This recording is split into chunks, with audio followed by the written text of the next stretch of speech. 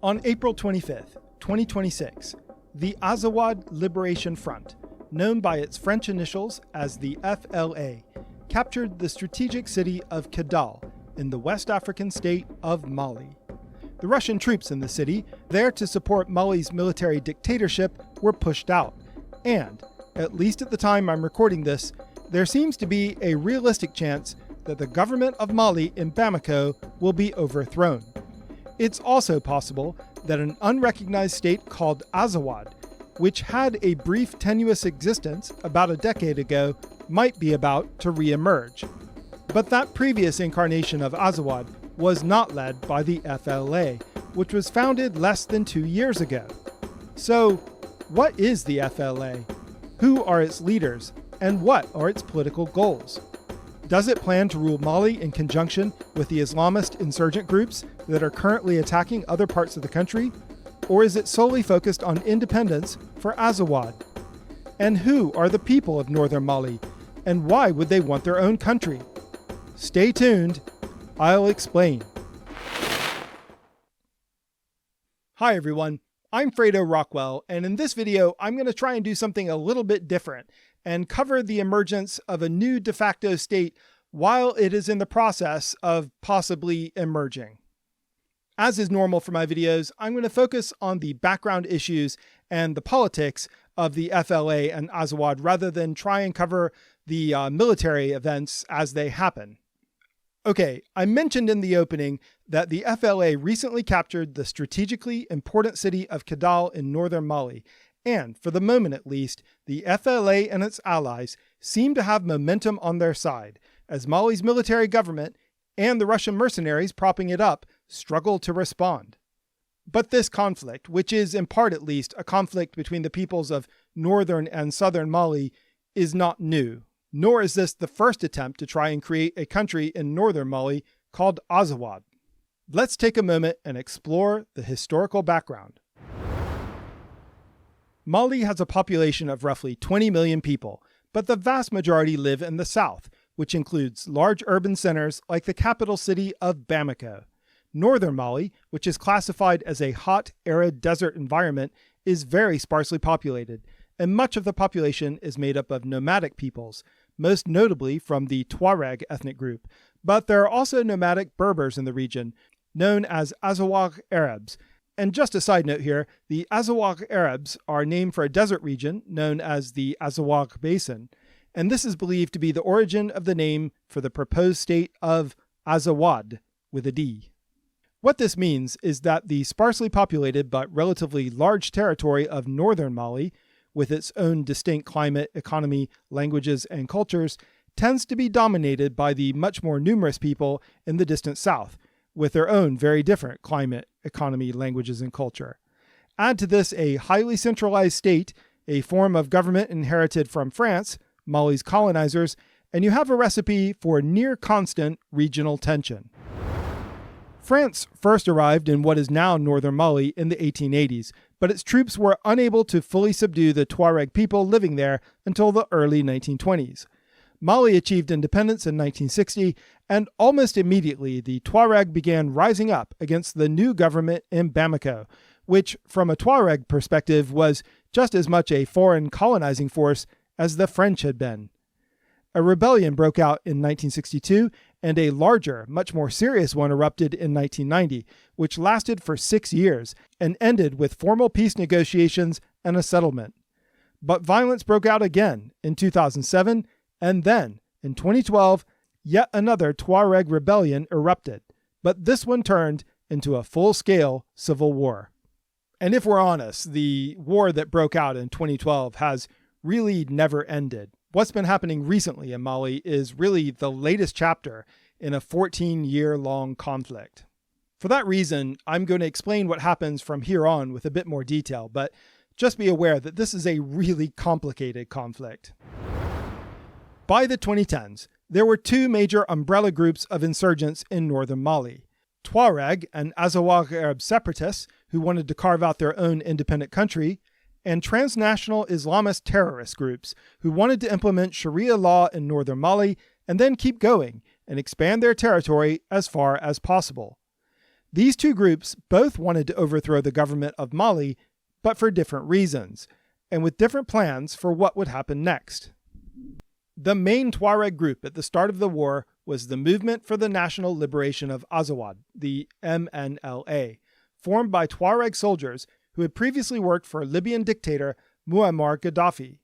Gaddafi recruited Tuaregs from Mali into his army for decades, but after he was overthrown in 2011, they were out of a job and they started returning home, and thus the MNLA was born. They formed an alliance with several Islamist groups, the most well-known of which was called Ansar Dine, and together they launched a rebellion in January 2012. They saw immediate success and soon controlled large sections of northern Mali. Mali's army was not happy with this and blamed the leadership of President Amadou Toumani Touré for the poor showing, and in March overthrew him in a coup. Naturally, the coup focused everyone's attention on events in Bamako in the south, and with its opponent distracted, the MNLA and the Islamists successfully captured nearly all of northern Mali, including the major towns of Timbuktu, Gao, and Kidal. From what I've read, the MNLA was much more responsible for these military victories than Ansar Dine and the other Islamist groups. Professor Jeremy Keenan of the University of London School of Oriental and African Studies was quoted in the Los Angeles Times saying, "What seems to happen is that when they move into a town, the MNLA takes out the military base, not that there's much resistance, and the leader of Ansar Dine goes into town and puts up his flag and starts bossing everyone around about Sharia law." Flush with success, and perhaps seeing themselves as the group mostly responsible for it, the MNLA unilaterally declared the independent state of Azawad on April 6, 2012. It was at this point, though, that the diverging goals of the MNLA and Ansar Dine really started to become a problem. And Ansar Dine and the other Islamist groups basically started pushing the MNLA aside as they pursued their goals of creating something analogous or somewhat similar to the Islamic State that then existed in Iraq and Syria. Tensions kept rising until, on the 26th of June, in the city of Gao, open conflict broke out between the MNLA and several Islamist groups, and the MNLA was defeated. Within a few days, the Islamists were also in control of Timbuktu and Kidal, and by October, the MNLA had been pushed out of all of northern Mali except for a few small strongholds. With Islamist terrorists in control of half of the country, the government of Mali did what the governments of former French colonies have been doing for decades. They turned for help to France.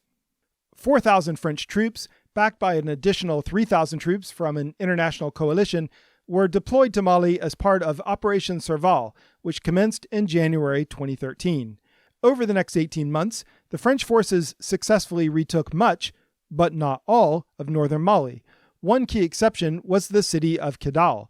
The Islamist base there abandoned the city shortly after the arrival of French troops, but before the French could take the city, the MNLA moved in and set up shop. And the French, more focused on flushing out Islamist terrorists, left them alone. At the start of Operation Serval in January 2013, a faction of Ansar Dine, led by Al-Ghabas Ag-Intala, broke away and created a new group called the Islamic Movement of Azawad. In May 2013, this group moved to Kidal, where the MNLA was in charge, and merged with another Tuareg group called the High Council for the Unity of Azawad. This is one of just dozens of organizational shifts that have happened during this conflict. But I'm bringing this one up because both Intala and the High Council for the Unity of Azawad will be important later on in our story, so remember them. In 2015, with French troops still working to clear northern Mali of Islamist militants, Mali's government and the MNLA signed a peace deal in Algeria, known as the Algiers Accord. The Tuareg rebels agreed to stop fighting, and in exchange, they got effective control of Kidal. This allowed the French military to focus solely on attacking Islamist militias, most of whom united and rebranded in 2017 to form the Jamaat Nusrat al-Islam wal Muslimin, or JNIM. France was able to contain the JNIM, but it was never able to fully drive them out of the country, basically becoming what is known as a forever war, and it might have continued forever, but in 2021, a series of military coups rocked Mali once again, bringing to power an army officer named Assimi Goïta. This coup really upset the international community that had been supporting Mali in its efforts to regain control of its country. President Emmanuel Macron suspended France's military operations and announced a phased withdrawal to be completed over the next year. And new President Assimi Goïta responded to the French withdrawal by hiring the Russian private military company, then known as the Wagner Group. This involvement by Wagner was not officially acknowledged for several years, but by late 2021, with French forces being drawn down, Russian soldiers and military equipment started being observed in various places, and the Russian military presence and influence in Mali has only grown over time. Okay, so we've covered a lot just now. Let's recap before we move on to the next stage. Mali is beset by two types of insurgents: separatists, who want to create a Tuareg homeland called Azawad in the north, and an Islamist group, now known as the JNIM, which wants to establish a theocratic state that could start in Mali and then be extended as much as possible. Meanwhile, Mali is now ruled by a military dictator who has turned his back on Mali's traditional ally, France, and instead relied on Russian mercenary forces to help hold back the insurgencies. Okay, so let's skip ahead a couple years now to a moment when President Goïta did something which, in retrospect, was monumentally stupid. In October 2023, in contravention of the 2015 Algiers Agreement between the MNLA and Mali, Mali's army, supported by Wagner, attacked the Tuareg rebel stronghold of Kidal. At the time, the stupidity of this move was not obvious.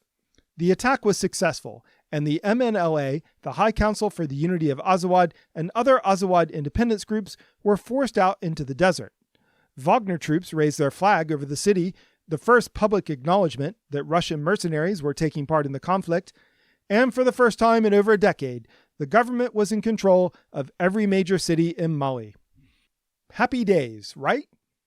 Well, not exactly. Ripping up the peace deal with the Tuareg militants effectively opened up a second insurgent front for Mali's military to fight. Yes, the Tuaregs had lost their stronghold in Kidal, but being forced to reorganize in the desert turns out not to have been a major problem for them. And the world learned this in July 2024, when an umbrella group of Tuareg militias attacked a column of Wagner mercenaries, killing a claimed 84 Russians and 47 Malians, as well as capturing several Russian armored vehicles and other equipment. Further improving their readiness to fight, 4 major pro-Azawad militant groups, including the MNLA, the High Council for the Unity of Azawad, and a faction of the Arab Movement of Azawad, unified to form the Azawad Liberation Front, the FLA. And remember Al-Ghabas Ag-Intala, the former Islamist militant who left Ansar Dine to join the High Council for the Unity of Azawad? He was appointed military leader of the FLA. See, I told you that would be an important fact for later on. Perhaps because Intala has ties to Mali's Islamist militias, the FLA appears to have been able to negotiate an alliance with the JNIM and another group called Islamic State Sahel Province, the ISSP.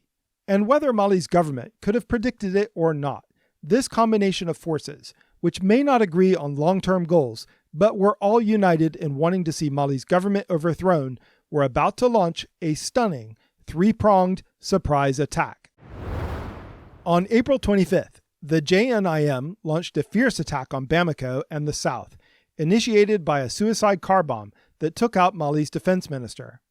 The JNIM has since seized checkpoints on major highways around Bamako, effectively laying siege to the capital.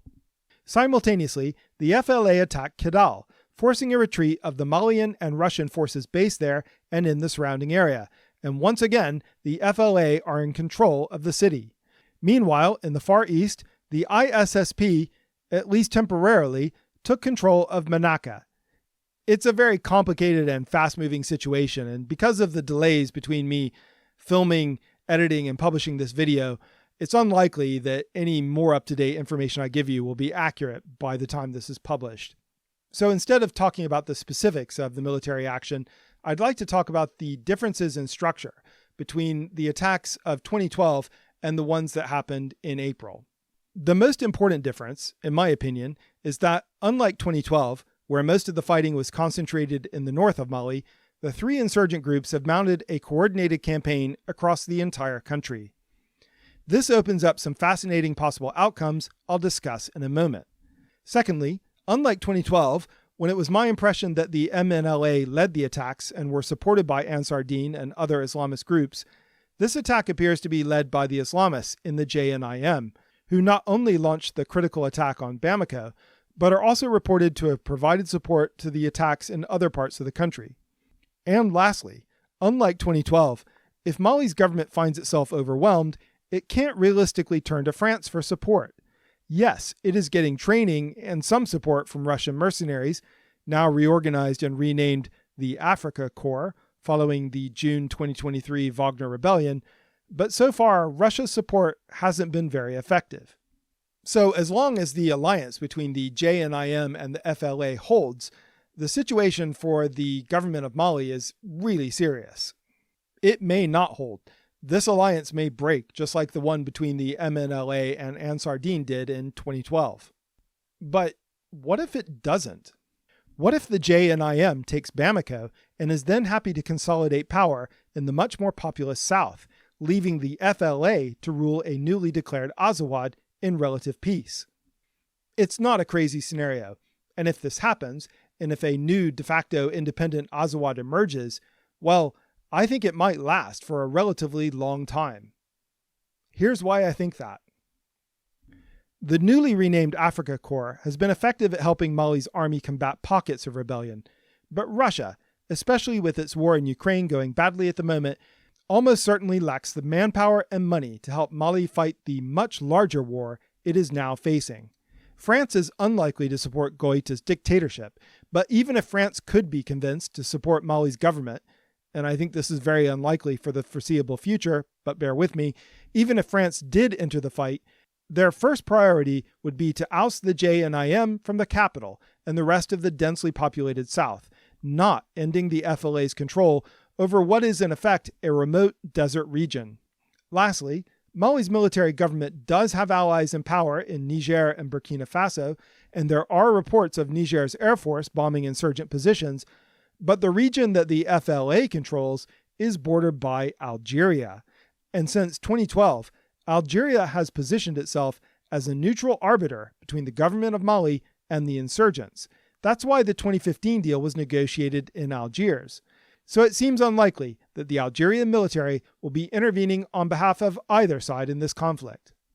All of this means that a newly declared Azawad, if that happens, may not face any immediate threat to its territory from any direction. All of this is highly speculative, and it's going to be weeks, months, maybe years before it's really clear who controls what territory in Mali. But I'll be doing my best to follow events in Azawad, and I will make more videos when there is more news to cover. There's also one other side of this very complicated conflict that needs to be discussed: Ukraine. In July 2024, following the successful Tuareg attack on the Wagner mercenary column, Ukrainian intelligence spokesperson Andrei Yusov was quoted saying, "The rebels received all the necessary information they needed to conduct a successful military operation against Russian perpetrators of war crimes." In other words, it looks like Ukraine passed on intelligence about Russian troop movements to Tuareg militias. Mali has gone further, accusing Ukraine of supplying the FLA with drones and other equipment.